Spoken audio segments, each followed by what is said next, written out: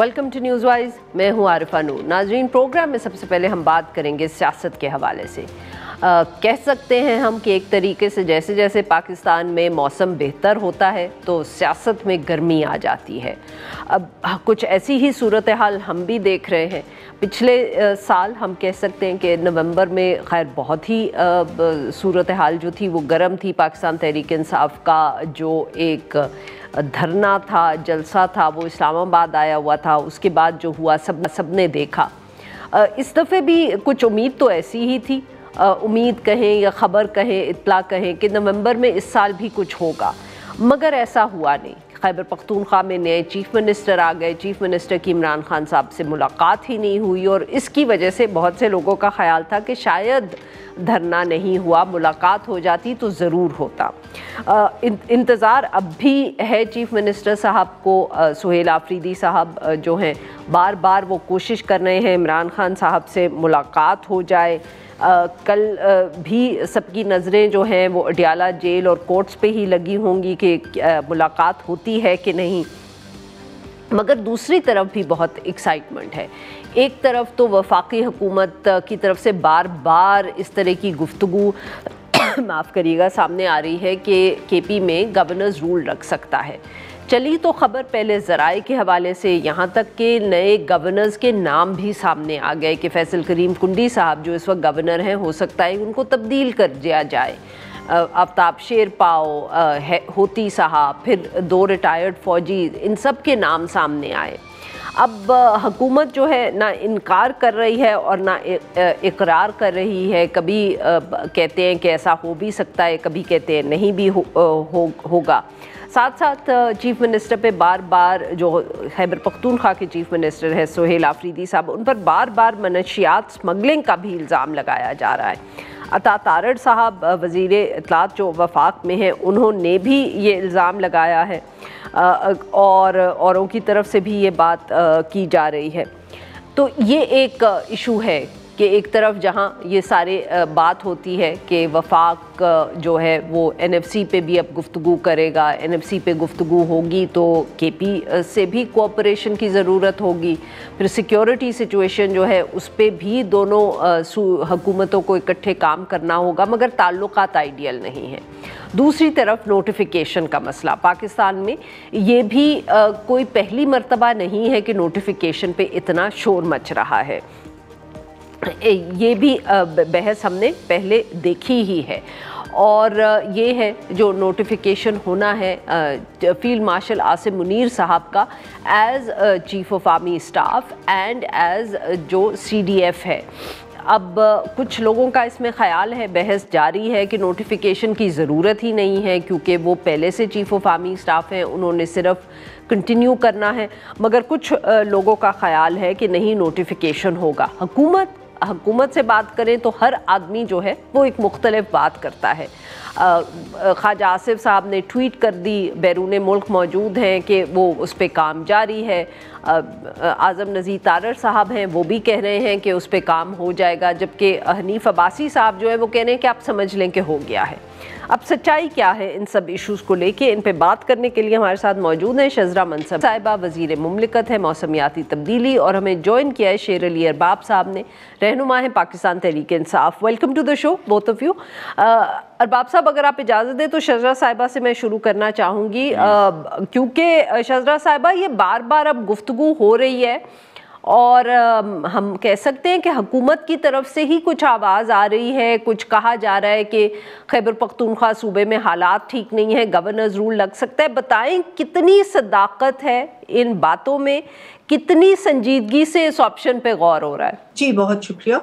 देखिए, डेफिनेटली इस चीज़ के ऊपर डिस्कशन हो रही है और हालात सूबे के ठीक भी नहीं है, ये भी सबको पता है। दहशतगर्दी वहाँ पे सर उठा चुकी है इंडिया की तरफ से और Afghanistan as a proxy use हो रहा है और रोज़ हम देखते हैं कि हमारी अफवाज भी और दूसरे हमारे सिविलियंस भी और लॉ इन्फोर्समेंट एजेंसीज शहादतें दे रहे हैं। लेकिन अफसोस की बात है कि जो नए चीफ मिनिस्टर साहब अभी आए हैं, उनको इन चीज़ों चीज़ों के अंदर बिल्कुल कोई दिलचस्पी नहीं है, गवर्नेंस के अंदर कोई दिलचस्पी नहीं है, लॉ एंड ऑर्डर सिचुएशन के अंदर कोई दिलचस्पी नहीं है, अवाम के अंदर कोई दिलचस्पी नहीं है, बॉर्डर पे सूरत हाल के अंदर कोई दिलचस्पी नहीं है। वो सिर्फ एक धरना दे के बैठे हुए हैं और उनको ये पता है कि उन्होंने अपना जो उनका साबका चेयरमैन है उनको यही जवाब देना है कि मैंने बाहर इमरान खान गर्दाना तो ही उनको शाबाश मिलेगी। तो इस सूरत हाल के अंदर डेफिनेटली आई थिंक मुल्क को की स्टेबिलिटी के लिए और इस किस्म की जो दहशतगर्दी है उसके कंट्रोल के लिए बहुत ज़रूरी है कि इन चीज़ों के ऊपर गौर किया जाए और अगर इसी तरीके से जारी रही चीज़ें तो हो सकता है कि इसको अमल में भी लाया जाए, क्योंकि ये एक आइन के अंदर लिखी हुई चीज है, कोई ऐसी गैर आईनी चीज नहीं है। शजरा साहिबा ये बताएं कि ये कब तक आप लोग, अगर बकौल आपके जैसे कितनी हालात खराब हैं सूबे में, तो आप कितनी देर और इसको मॉनिटर करेंगे और फैसला करेंगे? देखिए, डिस्कशन जारी है और मुख्तलिफ नामों पे भी गौर हुआ है, लेकिन अभी कोई फैसला बिल्कुल नहीं है, कोई टाइम लिमिट भी नहीं है, कोई ऐसा वक्त भी नहीं तयन किया गया। तो अभी देखते हैं कि कैसे सिचुएशन कैसे डेवलप होती है। शेर अली अरबाब साहब, आप बताएं सर कि आप लोगों तक कोई इत्ला इस हवाले से पहुंची है या सिर्फ आपने भी हमारी तरह ये बयानात सुने हैं? और ये जो शजरा साहिबा ने एक चार्ज शीट सुनाई है आपके सूबे के खिलाफ और हुकूमत के खिलाफ, एनी रिस्पॉन्स टू दैट? इनको भी टॉकिंग पॉइंट्स मिले होंगे, so I don't blame her।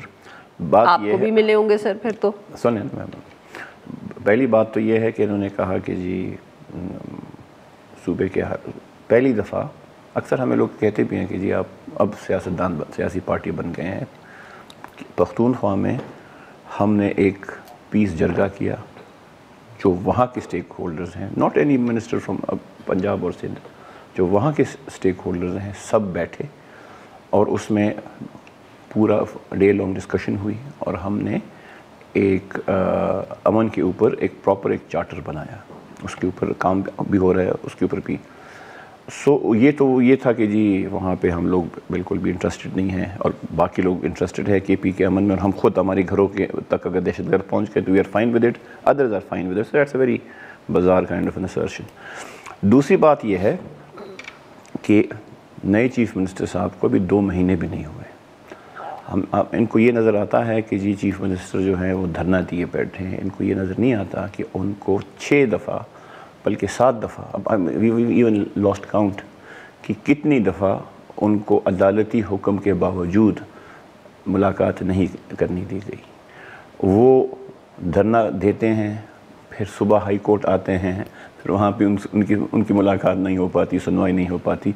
So he is demonstrating, वो सबको दिखा रहे हैं कि मैं एक पूरे सूबे का वज़ीर आला हूँ और वो इसी पाकिस्तान का सूबा है। और जहाँ तक या तो मेरी रहनुमाई करें, सारे सूबे आइन और कानून के मुताबिक बराबर हैं, कोई सूबा कोई सुपर सूबा नहीं है, ना कोई यहाँ पे कोई मार्शल रेस है।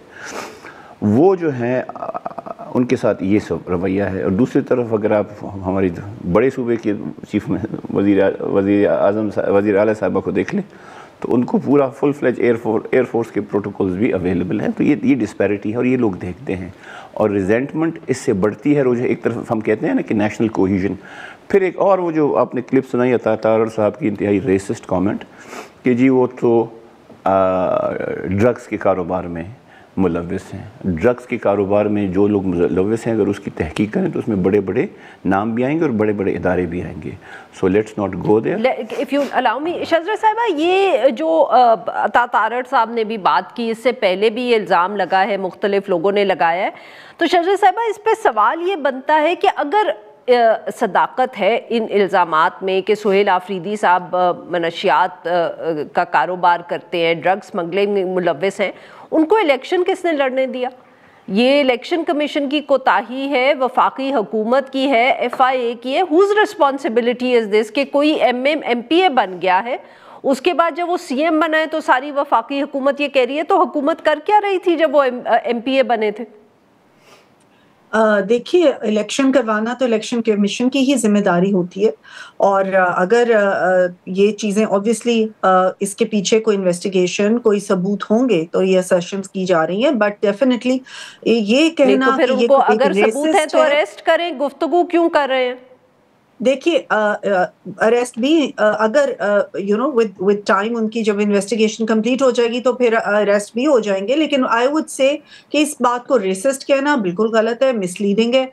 बिल्कुल तमाम सूबे बराबर हैं, तमाम पाकिस्तानी बराबर हैं, और हर पाकिस्तानी को तमाम सूबों से उतनी ही मोहब्बत है जितनी उस सूबे से जिसमें वो रह रहा है, इसलिए क्योंकि पाकिस्तान का ही हिस्सा है सब। तो आई डोंट थिंक कि इस किस्म की बातें करनी चाहिए, और ये actually I would call this a bizarre assertion कि ये कोई रेसिस्ट कमेंट है। एक इंसान के जो है उनके ऊपर ये इन्वेस्टिगेशन या जो भी है वो होगा, और उसके बाद अगर वो उनका ये प्रूव हुआ तो फिर उनको डेफिनेटली अरेस्ट भी किया जाएगा। और ये अगर कब कर रहे थे, कब से उन्होंने स्टार्ट किया, ये सारी चीजें तो फिर बाहर आएंगी ना आहिस्ता आहिस्ता, तो तब पता चलेगा कि क्या है। बिल्कुल ठीक, बिल्कुल सही जी। एफआईआर नहीं है, कोई कुछ नहीं है, और मतलब है कि आउट ऑफ नोवेयर कि जी ड्रग का कारोबार करें।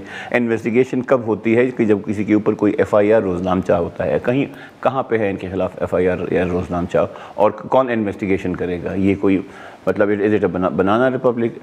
ये special assistant to chief minister रह चुके हैं तकरीबन 8 फरवरी से अभी तक। उस वक्त इनको याद ये नज़र नहीं आ रहा था कि ये ड्रग्स का कारोबार करते हैं। इनको अब तब याद आया जब ये यहाँ पे आ गई, बिकॉज इनकी कुछ मुक़्तदरा में कबूलियत नहीं है, इसीलिए इनके ऊपर ये प्रोपेगेंडा किया जा रहा है। He is not pandering to the people who want to control him, ताकि वो या चीज़ों को वो कर सकें। और वो फेडरल हुकूमत की मैं बात नहीं कर रहा, वो उनसे आगे की बात है। जी नाज़रीन, यहाँ पे लेते हैं हम एक छोटी सी ब्रेक, विल बैक।